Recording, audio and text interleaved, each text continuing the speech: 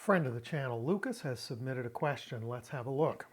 Regarding 1 Timothy 2:15, what does Paul mean when mentioning childbearing for how women can be saved? As always, Lucas asks great questions. At issue here is a word that occurs once as a noun and once as a verbal infinitive in the New Testament. We're going to take a look at both of those, but let's start out with the verse in question, 1 Timothy 2:15. This is from the ESV. I'm reading verse 14 and 15 to give a little context. For Adam was formed first, then Eve, and Adam was not deceived, but the woman was deceived and became a transgressor. Yet she will be saved through childbearing if they continue in faith and love and holiness with self-control. So, a first note, we're starting out back in the garden. We're starting out pre-fall with Adam and Eve. So the paradigm being described is Adam and Eve, the first humans living in the garden with open access to God, at peace with God, without any sickness or pain or death. This is to be their existence. Then we're told that the first transgression arrives. The woman is tempted by the serpent at the tree of knowledge of good and evil. Adam follows along afterward, and they are expelled. We're told in Genesis chapter 3, verses 16 through 19, that the man and the woman have different consequences in this expulsion from the garden. The man is going to toil in the dirt by the sweat of his brow to provide for them, and the woman is going to be the steward of life, of creation, through painful childbearing. And it's not just painful in giving birth, it's painful in raising children and seeing them go off into independence as well, right? I mean, that's, if you have kids, you know what that's like. So from Genesis to Revelation, from the beginning of Genesis in a garden with God at peace, to the end of Revelation, back in a new garden with God at peace, the entirety of the story is walking with God, finding His will, doing it, trusting in His provision, and getting from the expulsion back to the garden. And what are we told is the roles of men and women on that journey toward the New Jerusalem, toward the tree of life and the river of life, etc., etc. For the men, it's laboring in the soil to provide. For the women, it's bearing children and raising them and managing the family as we work out the plan of restoration, following God along the way. Right? That's a pretty broad sweep, I know, but that's the only way that you can encompass that much text. So let's take a look at verse 15, the beginning half in Koine, where it says, "Sothesetai de dia tes technogonias." So she shall be saved through childbearing. So sothesetai is a future passive, third person singular verb.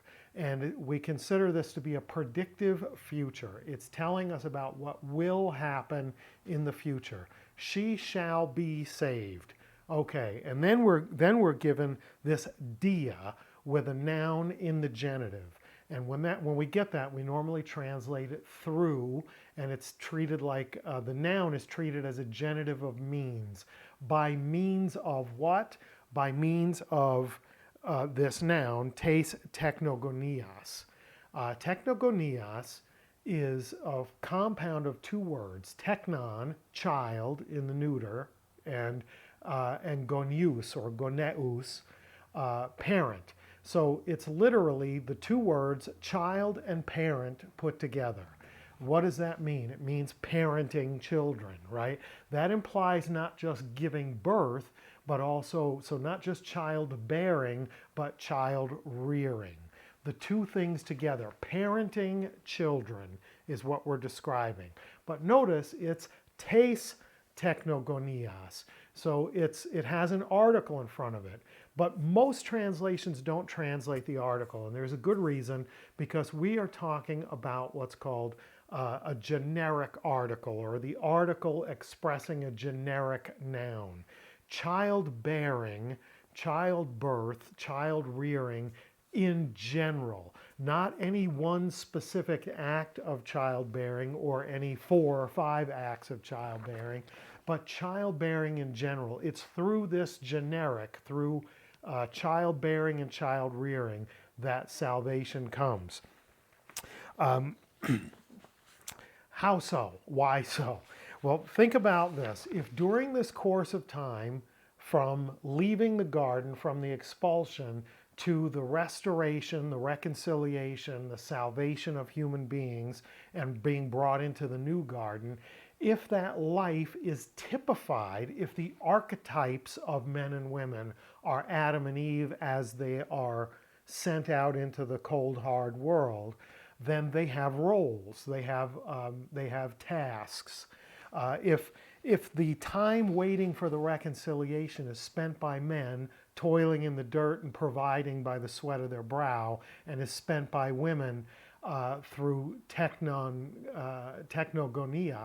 through childbearing and child rearing, managing the family, providing for the family and managing the family, and perpetuating the creatures that will eventually fill the new garden, then it makes some sense that that's a part of what happens.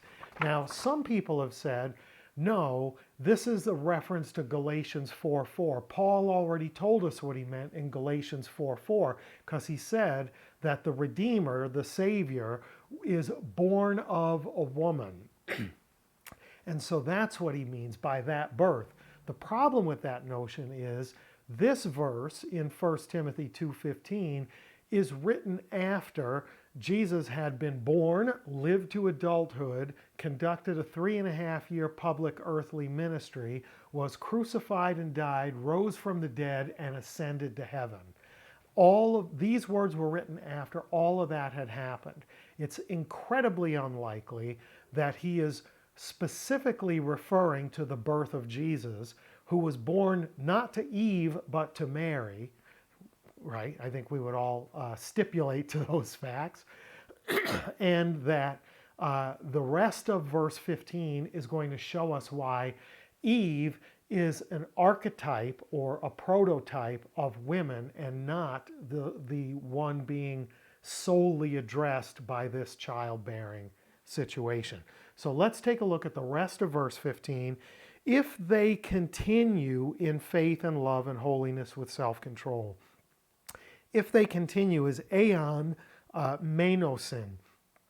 So aeon, if, introducing a third-class condition, menosin is the third-person plural in the subjunctive, if they should remain.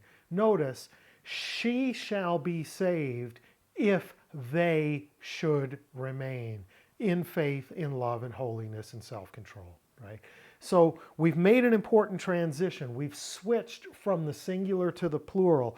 We're being told that this condition applies to all women, not just to Eve, not to Mary, but to all women. All women, as they're continuing to walk with God on their way from the expulsion to the new garden, living out the role that has been given to them, will experience that salvation, just like all men, as we're walking with God, trusting in Him, living out the role that's been given to us, will make our way to the new garden.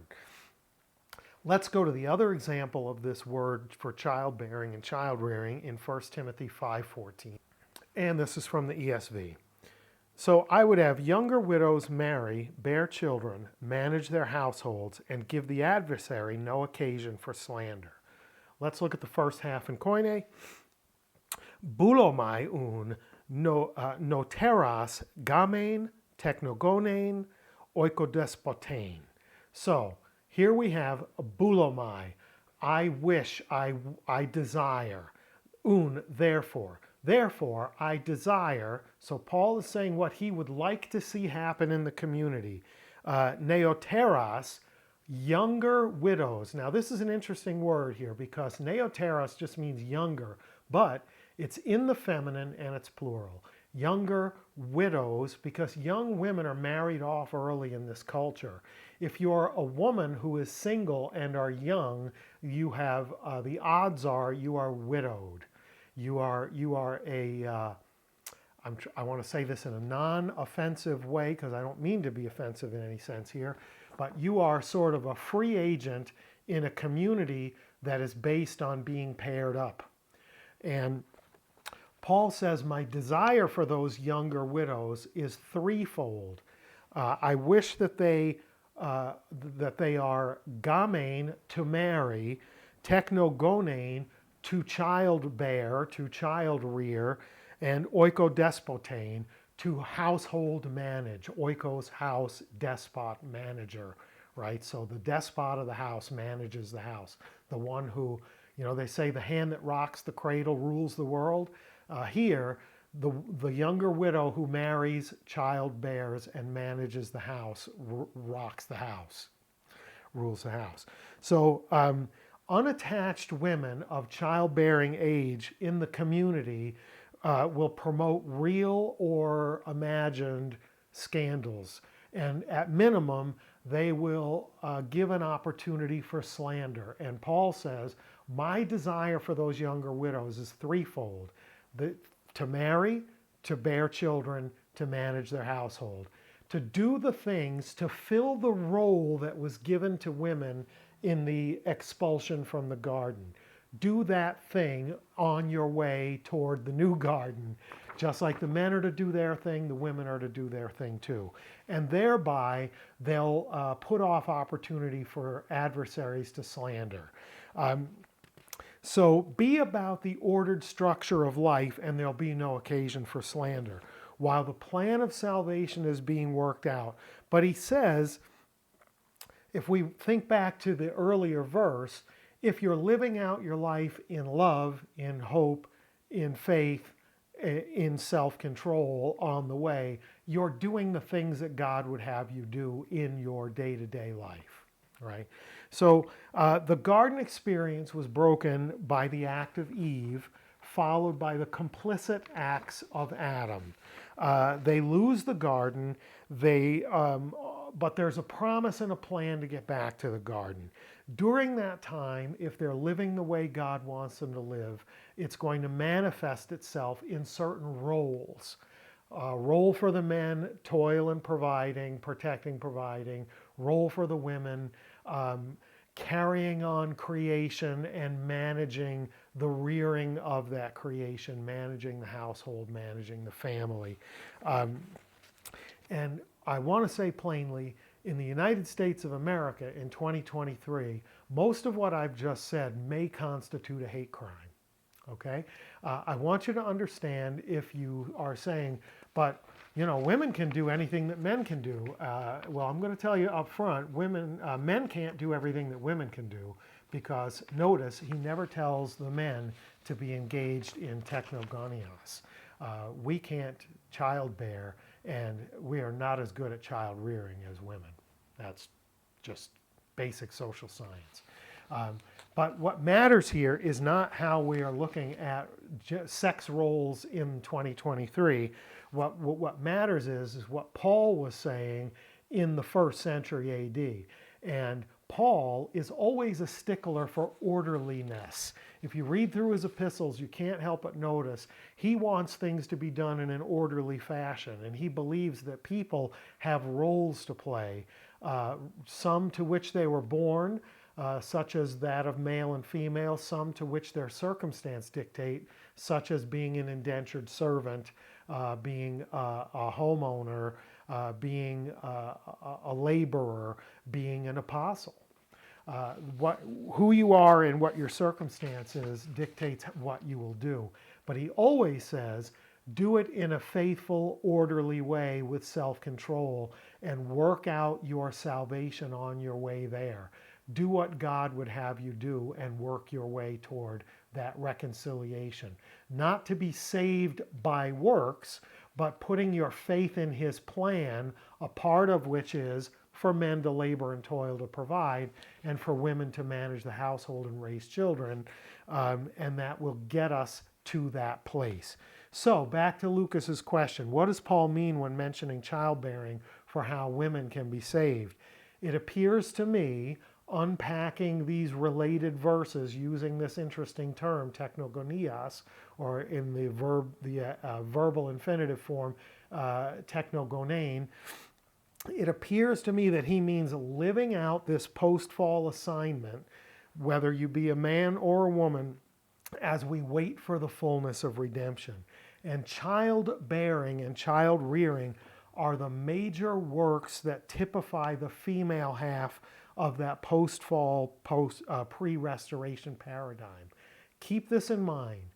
The need for this restoration came first by an act of a woman doing not necessarily what her role was. Adam and Eve were to tend to the garden in which they met with God in a face-to-face way at peace. But a day came, we don't know how many days in, but a day came where Eve found herself at the tree of the knowledge of good and evil, which was not open to them, and thereby heard the whisperings of this serpent in the tree and fell into this temptation and reached out and took that fruit. Not doing what the plan was opened up an opportunity for sin.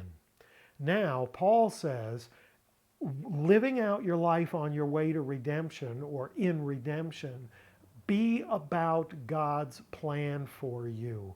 Whether you be a man or a woman, be about God's plan for you, and you'll be more likely to remain in faith and love and hope and self-control and holiness. You'll be able to do what you're called to do, and thereby not open up opportunity for temptation, for sin, or even for slander. I hope that answers the question, Lucas. I hope that's helpful. I'll be very interested to hear what everyone has to say in the comments. And for those who view these texts as constituting a hate crime, I just want to reiterate, I didn't write it. I'm just conducting an exegesis of the text and looking at it in its original language and in its historical and literary context. And what it looks like to me is that the best thing for all of us to do as we're working our way to the second garden is to do the things that we've been called to do specifically, whether those be based on our sex or our situation, in faith, in self-control, in holiness, and in hope. Do what we're called to do, and we'll wind up in the second garden. Thanks, Lucas, as always, for your great questions. Thanks, everybody, for watching. And until next time, Charis Kai Reine Humin, grace and peace to you.